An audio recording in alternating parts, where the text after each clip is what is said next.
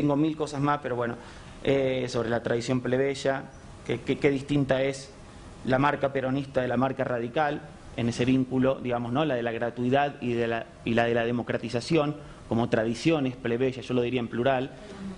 Pero qué interesante esto lo más interesante me parece de los últimos años es el cambio generacional que se está operando en la Universidad de Buenos Aires, que en parte viene de la mano de los que se nos están muriendo, Nicolás Casullo para Sociales y David Viñas para Filosofía y Letras, creo que son los más representativos, o son de los más representativos, pero también con los cambios en la propia posición que asumen como intelectuales los profesores de esas casas de estudio. Sobre eso quisiera que me refieras a algo, cómo lo ves. Sandra, mil gracias, antes que nada, por esta exposición que nos diste. La verdad es que mientras tú exponías, yo casi me imaginaba dialogando contigo en varias cosas. Son muchos los puntos ricos que tocas y bueno, no me voy a detener. Hay una parte especial sobre la que sí quisiera, más que preguntarte algo específico, ¿cuál sería tu reflexión al respecto? Me llama mucho la atención esta parte central del trabajo que planteas como crisis identitarias. Sí. La relaciono con otro aspecto que en tu exposición tocas. En las crisis identitarias se toca el sentido mismo que tiene la universidad en un momento determinado. Tú traes al presente la situación histórica que se ha vivido desde la crisis de 2001 y hay una parte en donde mencionas la ambivalencia e identificación inestable con la institución. A lo largo de la exposición me queda como muy claro cuál es la fuerza que adquiere en el caso particular que tú estudias, que son estudiantes del área de sociales, la fuerza que tiene la socialización política, sí, como un aspecto central, aglutinador, integrador, convocador de la gente que se encuentra ahí.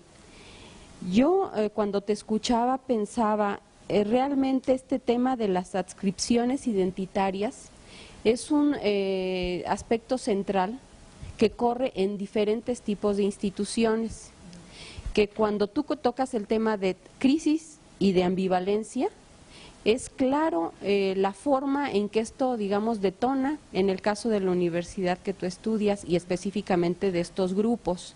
Sin embargo, es una crisis de la que se ha estado hablando de sentido mismo de la institución educativa, que no es solamente la universidad, sino que también son otro tipo de instituciones.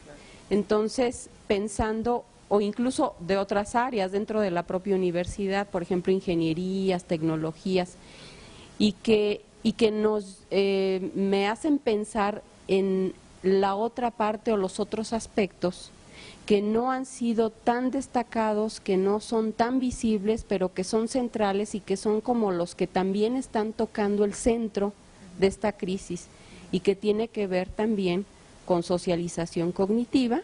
Sí.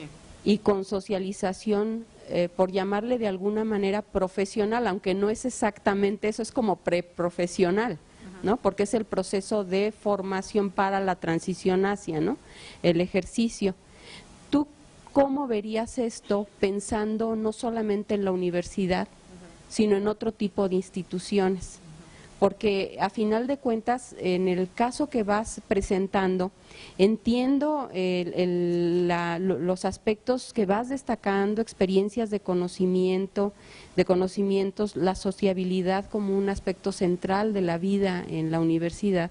Sin embargo, como que el aspecto de socialización en otros ámbitos no ha sido tan destacado y sin embargo creo yo estaría como presente en este movimiento que hace que un estudiante se sienta en esa ambivalente identificación con la institución, de alguna manera anclado a ella, y no solamente hacia el final, sino en ese recorrido que mencionaba Eduardo, de quienes están iniciando, quienes están con propósitos distintos, quienes viven a la institución por tal propósito, quienes lo están apostando más por el lado de terminar una profesión, ¿no? O sea, cómo viven estos estudiantes y cómo se van anclando a partir de estos diferentes planos de socialización, en donde lo político es como muy evidente en el caso de las universidades, y además de las universidades atravesadas por los procesos de expansión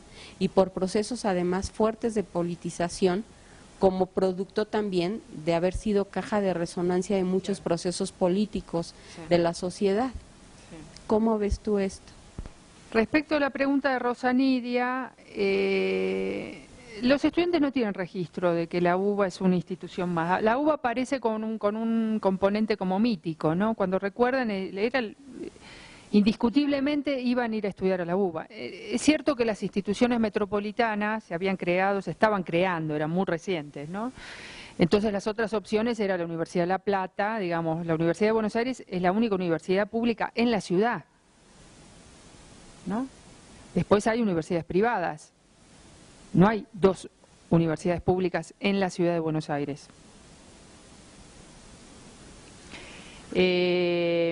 Entonces eso no estaba presente. Y sí un poco aparecía como descartada la opción de la privatización de la universidad privada. No aparecía como opción, ya sea por el costo o por esa visión mitificada de que la UBA era el mejor lugar y el más prestigioso. No generaba dudas en las opciones iniciales de los estudiantes, de los que entrevisté. La idea de extensión, la extensión aparece no tanto como la reflexión, como un vínculo con la extensión, sino la idea de que el hecho de que muchos de los estudiantes tienen militancia social, tienen actividad social, es decir, estudian, trabajan y aparte hacen actividades sociales, en varios de los estudiantes entrevistados, pero no referenciada a la extensión universitaria, ¿no? Sino que participaban de grupos de apoyo a escolares, de un grupo político, etcétera, muchos de ellos con actividad social, aparte de estudiar y de trabajar. De allí que los itinerarios de algunos eran realmente complejos, la vida diaria, digamos, por el nivel de complejidad de las actividades. ¿Cuántas personas entrevisté? Estaba haciendo la cuenta. Yo hice entrevistas individuales, más o menos 20, 20 y pico, y hice entrevistas grupales, ¿no? Con grupos de 5 estudiantes. Entonces, de por lo menos 4 carreras, 2 grupos de cada una de las 4 carreras. Entonces, en total, si yo tomo esos relatos individuales en esas entrevistas colectivas, porque finalmente se iba haciendo, digamos, hay una cuestión con las entrevistas grupales interesantes, que es la posibilidad de ir comparando las distintas experiencias que se dan en el mismo diálogo, ¿no? Y habrán sido un total de 40 entrevistas aproximadamente. No de todas las carreras, es decir, hay cosas que yo me fui dando cuenta sobre. Yo no hice de todas las carreras de sociales y de todas las estudiantes de todas las carreras de filo. Eso quizás es una limitación. Me centré sobre todo en filosofía y letras, en ciencias de la educación y en letras. Y en el caso de ciencias sociales, en el caso de filosofía y letras, ciencias de educación y de letras, está bien. Y en el caso de sociales, de ciencias de la comunicación y de sociología. Es decir, en los dos casos había una carrera más académica, letras y sociología, y una carrera más de diversidad de inserciones profesionales, como puede ser ciencias de la educación, más académica y profesional, como puede ser ciencias de la educación y ciencias de la comunicación. Ese es un justificativo que encontré después, ¿no? Eso también, digo, marca un poco las limitaciones del propio trabajo de investigación, que a veces uno lo va armando sobre la marcha, ¿no? Por lo menos así trabajo yo a veces. No como los tesistas que diseñan, ¿no? De hecho, bueno, en el marco de esta reflexión sobre la experiencia universitaria, tanto Rafael Blanco como María Paula, en un trabajo más cuidado desde el inicio, sí se evaluó más, con mayor cuidado, qué facultades elegir. En el caso de Rafael Blanco trabajó 2 facultades, Exactas y Psicología, de la UBA también, y en el caso de María Paula, la elección de 4 carreras, ¿no? Física, económicas, letras, 3 carreras, que le permitieron marcar estilos de carreras diferentes y un mayor trabajo sobre las disciplinas, que yo lo sobrevuelo, digamos, no estoy en condiciones de profundizar porque no fue fuerte en el inicio esa pregunta. Esto para, entre otros casos, marcar los resguardos respecto de los que no se sentirán reconocidos en la lectura. por ser estudiantes de otras carreras, pensando en lo que vos señalás de las polémicas. La noción de experiencia, Lee, es complicada, pero yo la uso. Y la uso mezclando un poco algunas de los aportes que la reflexión del pragmatismo, que la historia cultural inglesa y que un poco la reflexión postestructuralista tiene en el sentido de la importancia de la dimensión del lenguaje, la idea de que un poco trae el pragmatismo de no una experiencia trascendental, la crítica al trascendentalismo que tiene el pragmatismo que a mí me interesa, que es hacer alusión a la dinámica de la acción, de las acciones de los sujetos. A mí me interesa también ese componente. Y respecto de Edward Thompson o de Raymond Williams, porque ahí aparece la historia, ¿no? La historia sedimentada, que también me interesa pensar en el plano de la experiencia, ¿no? No de lo que sucede en este momento, sino una experiencia que está atravesada por la historia, con todos los resguardos respecto de la crítica al determinismo, la noción de clase, etcétera, etcétera, el empirismo sensorial de un William James o los límites del planteo naturalista de Dewey, ¿no? Pero es como una apropiación de aquellas dimensiones interesantes que hacen que distintos autores, en torno a la pregunta por la experiencia, se desplazan de un lugar universal para pensar la dinámica de los sujetos, ¿no? Y de los grupos, ¿no? En determinados contextos, ¿no? Y también de cómo esa experiencia se narra, se recuerda, se analiza, se mira retrospectivamente, ¿no? Por eso hay un poco la dimensión del lenguaje, es interesante, ¿no?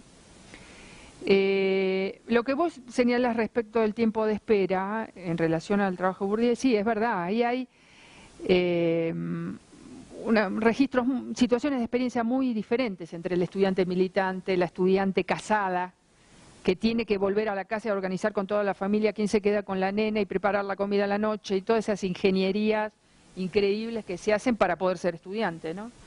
Entonces esas situaciones sí, fui intentando como marcar que van dando lugar a distintos modos de vida institucional, ¿no? De percepciones sobre la institución. En general las estudiantes mujeres son mucho más críticas a las condiciones de la institución, ¿no? Porque están menos tiempo, porque necesitan que las cosas se les faciliten respecto al estudiante militante que deambula y puede estar horas y horas deambulando, la idea del deambular en la institución, ¿no?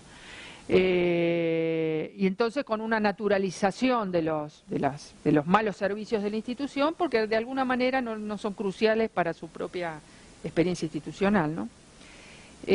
Son lugares de habla, de palabra, de toma de palabra del profesor. Sí, filos sociales tienen mucho eso, siguen teniéndolo.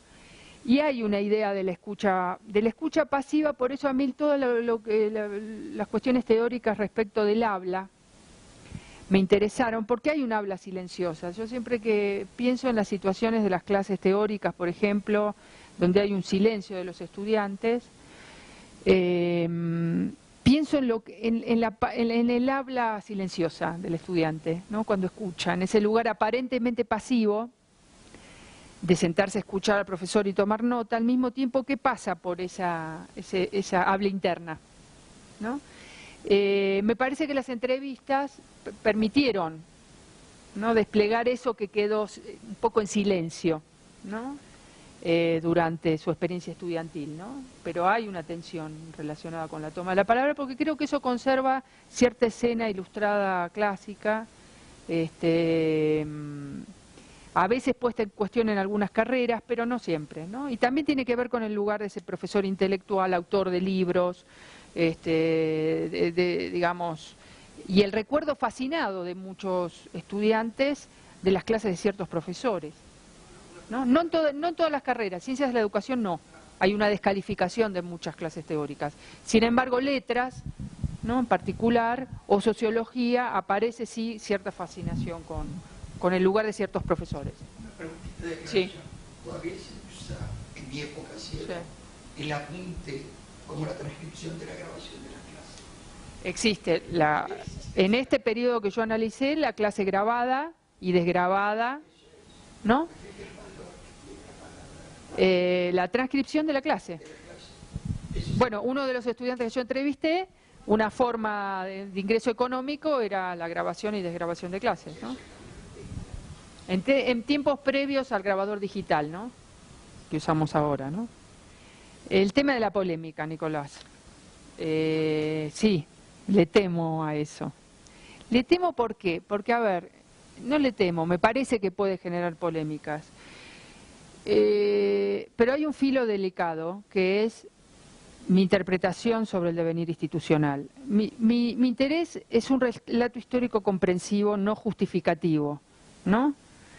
Pero al mismo tiempo, como sujeto de la institución, no quiero ubicarme en un lugar de juicio. Entonces es un lugar delicado, ¿no?, que se resuelve en la escritura, ¿no? Es decir, poder decir ciertas cosas, hacer visibles ciertas problemáticas, al mismo tiempo que encontrar argumentos, tanto para no, digamos, tratar de entender los límites de las instituciones en la solución de esas dinámicas, pero al mismo tiempo poder historizar esas dificultades, ¿no? ¿Por qué un plan de estudios tarda una década en reformarse, por ejemplo? ¿Por qué, digamos, las explicaciones más contextuales ligadas con el déficit presupuestario, es decir, explicaciones macroestructurales, pero también una exploración de las propias construcciones de la cultura institucional, ¿no?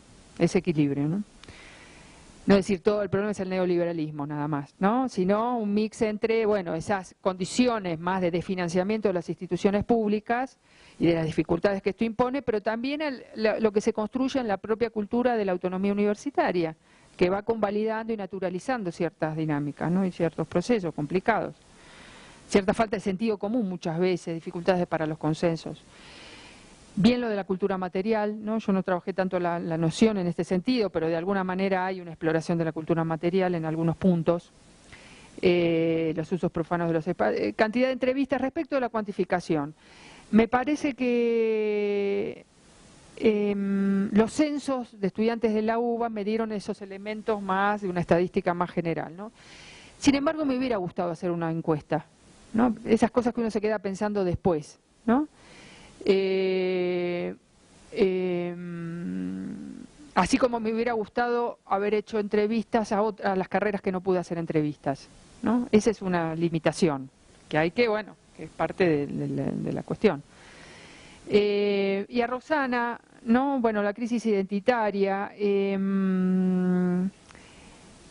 Hay ascripciones identitarias que tienen que ver a veces con las disciplinas, ¿no? Es decir, con las carreras, es decir, los sociólogos dicen somos sociólogos, ¿no? La referencia en ciertas carreras a una pertenencia a un oficio y a un modo de ser tiene que ver con una ascripción identitaria a la disciplina y al conocimiento adquirido, ¿no?, que no se dan todas.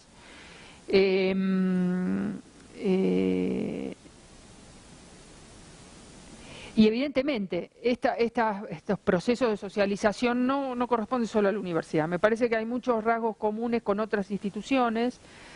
Me parece que ciertos rasgos de ciertos declives de las instituciones públicas atravesan a la escuela pública, a la escuela secundaria en el caso de la Argentina, a la universidad y tantas otras. Y respecto de los otros ámbitos, que vos es algo que preguntabas, yo no los he explorado en particular, ¿no? De alguna manera en la indagación yo me he ceñido a la vida en la institución y en sus afueras, y en una institución con fronteras muy abiertas, ¿no?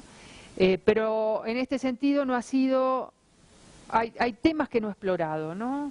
Quizás por mi propia condición de profesora, investigadora, como entrevistadora, ¿no? Es decir, yo no me metí con la sexualidad de los estudiantes, que es un tema que trabajó Rafael Bárbaro, ¿no?, que les llevó a hacer otras indagaciones.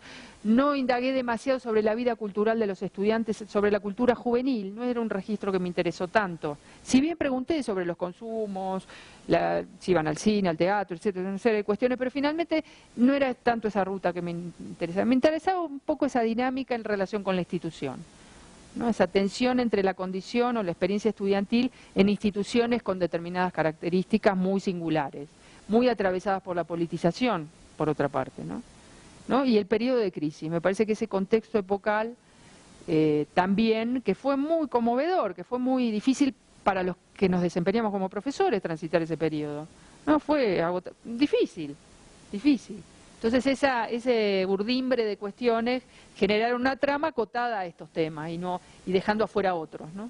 No tenemos que agotar más a nuestra querida Sandra porque mañana todavía la vamos a explotar y el jueves también.